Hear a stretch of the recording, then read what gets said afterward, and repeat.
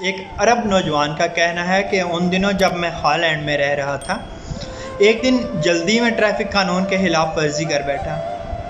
بتی لال تھی اور سگنل کے آس پاس کوئی نہیں تھا۔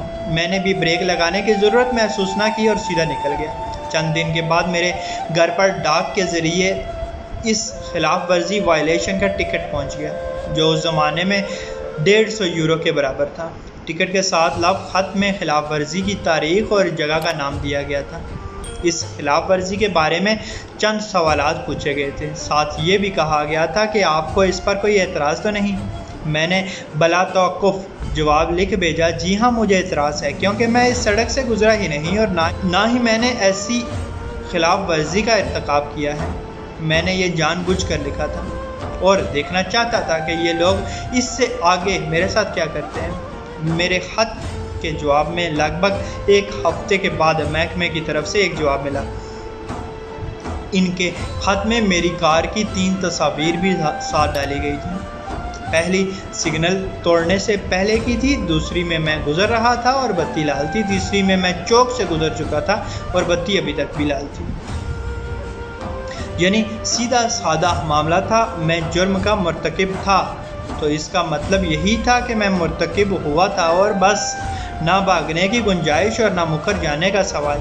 چپکے سے اقرار نامہ لکھ بھیجا، جرمانہ ادا کیا اور چپ ہو گیا۔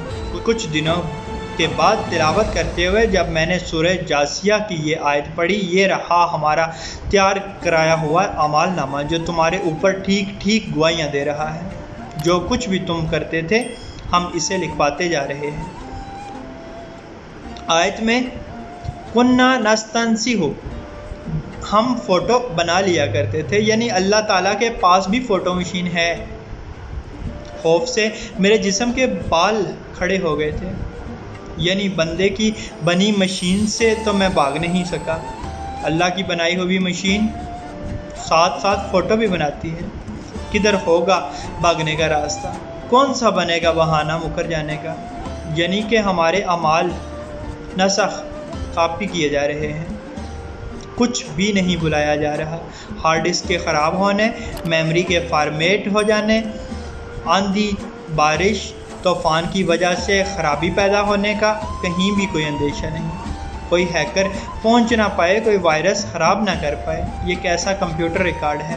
یا الہی سارے گناہ لکھوائے جا رہے ہیں کیا؟ تاریخ کے ساتھ، مقام اور جگہ کے ساتھ۔